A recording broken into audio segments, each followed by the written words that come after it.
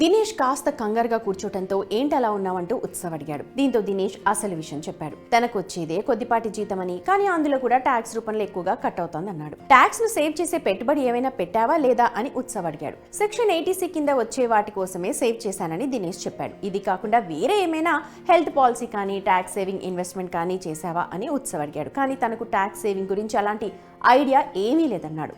ఉత్సవ్ దీనికి క్లియర్ గా చెప్పాడు. అలాంటి పాలసీలు కూడా ఉన్నాయన్నాడు. దీంతో అవేంటా అని తెలుసుకోవాలని దినేష్ చాలా క్యూరియాసిటీతో అడిగాడు. తమ 80C మినహాయింపు పరిమితి 1.5 లక్షలతో ఈపీఎఫ్, పిల్లల ట్యూషన్ ఫీజు, జీవిత బీమాతో నింపడం వల్ల చాలా మంది ప్రజలు, ముఖ్యంగా శ్రామిక ప్రజలు ఆందోళన చెందుతున్నారు. సరే, చింతించాల్సిన అవసరం లేదు, ఎందుకంటే 80C కాకుండా పన్ను ఆదా చేయడానికి ఇతర ఎంపికలు ఉన్నాయి. వాటి గురించి ఒక్కొక్కటిగా తెలుసుకుందాం. 80C కాకుండా పన్ను ఆదా చేయడానికి మొదటి ఆప్షన్ నేషనల్ పెన్షన్ సిస్టమ్ అంటే NPS పథకం. మీరు 80Cలో 1.5 lakh లిమిట్ ని వాడుకున్నట్టయితే 80CCD1B మీకు రిలీఫ్ ఇస్తుంది. NPS లో పెట్టుబడికి టైర్ 1లో సెక్షన్ 80CCD1B కింద 50,000 అదనపు తగ్గింపు ఉంది.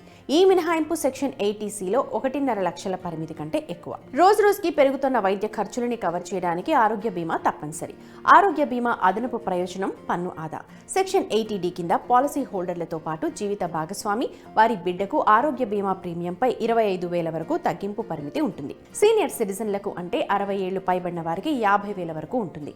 మీరు మీకోసం, మీ సీనియర్ సిటిజన్ తల్లిదండ్రుల కోసం ఆరోగ్య బీమాను తీసుకుంటే 75,000 రూపాయల వరకు తగ్గింపుని క్లెయిమ్ చేసుకోవచ్చు. ఆదాయ పన్ను చట్టంలోని సెక్షన్ 24 ప్రకారం గృహ రుణం తీసుకుని ఇంటిని కొనుగోలు చేయటం లేదా నిర్మించడంపై పన్ను మినహాయింపు లభిస్తుంది. ట్యాక్స్ పేయర్ తాను స్వయంగా ఉండడానికి ఇంటిని హోమ్ లోన్ పై కొనుగోలు చేస్తే ఆ రుణంపై చెల్లించే వడ్డీపై 2 లక్షల వరకు మినహాయింపు ఉంటుంది. ఒకవేళ కొనుగోలు చేసిన ఇళ్లు లెట్ అవుట్ అయితే దానిపై మీరు మొత్తం వడ్డీపై మినహాయింపు క్లెయిమ్ చేయొచ్చు. హోమ్ లోన్ ప్రిన్సిపల్ రీపేమెంట్ పై అంటే ప్రిన్సిపల్ అమౌంట్ చెల్లింపుపై సెక్షన్ 80C కింద మినహాయింపు లభిస్తుంది.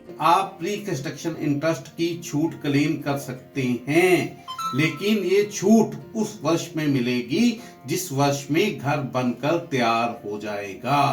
साथ साथ आपको ये भी ध्यान रखना पड़ेगा कि ये छूट आपको 5 भागों में मिलेगी, 20% कर 5 सालों तक। उदाहरण के तौर पर अगर आपका प्री कंस्ट्रक्शन ब्याज 1 लाख रुपए का है तो आपको 20 हजार रुपए 5 सालों में लगातार मिलेंगे, उस साल से जिस साल में आपका घर बनकर तैयार हो गया। ఉన్నత చదువులు చదివి దానికోసం రుణం తీసుకుని కెరియర్ ప్లాన్ చేసుకోవడం ఈ రోజుల్లో కామన్. చదువుల కోసం ఎడ్యుకేషనల్ లోన్ తీసుకున్న విద్యార్థులు సెక్షన్ 80E కింద రుణ వడ్డీపై పన్ను మినహాయింపు పొందొచ్చు. పిల్లలు లేదా అతని లేదా ఆమె తల్లిదండ్రులు దీని నుంచి ప్రయోజనం పొందొచ్చు. మీరు ఎడ్యుకేషనల్ లోన్ వడ్డీని చెల్లించడం ప్రారంభించిన సంవత్సరం నుంచి మినహాయింపుని క్లెయిమ్ చేయొచ్చు.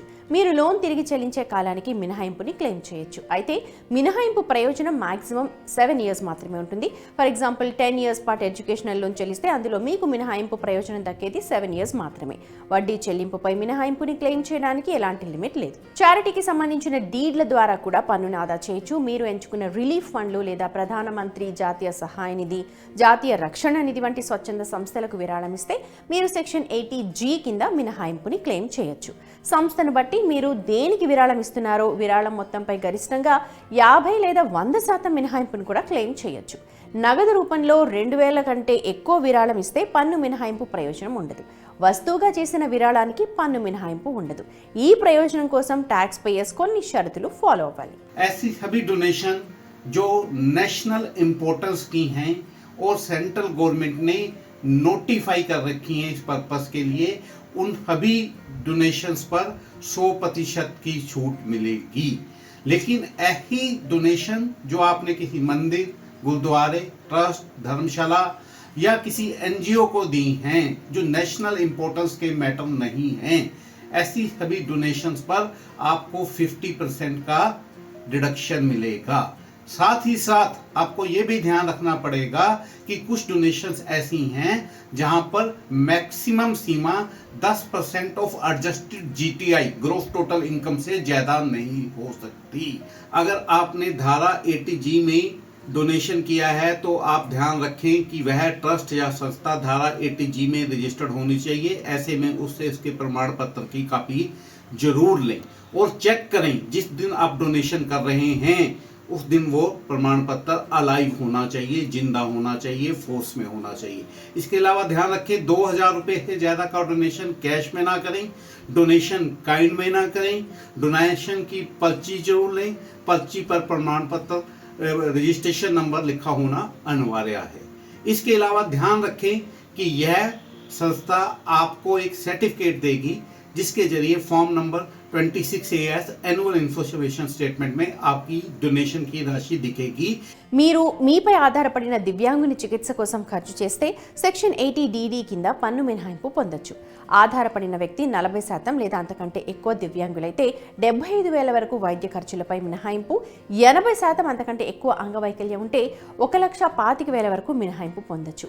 ఇది ఆటిజం, సెరెబ్రల్ పాల్సీ, అంధత్వం, దృష్టి తక్కువగా ఉండటం, వినికిడి లోపం వంటి వైకల్యాలను కవర్ చేస్తుంది. ఈ క్లెయిమ్ కోసం మెడికల్ అథారిటీ నుండి సర్టిఫికేట్ అవసరం.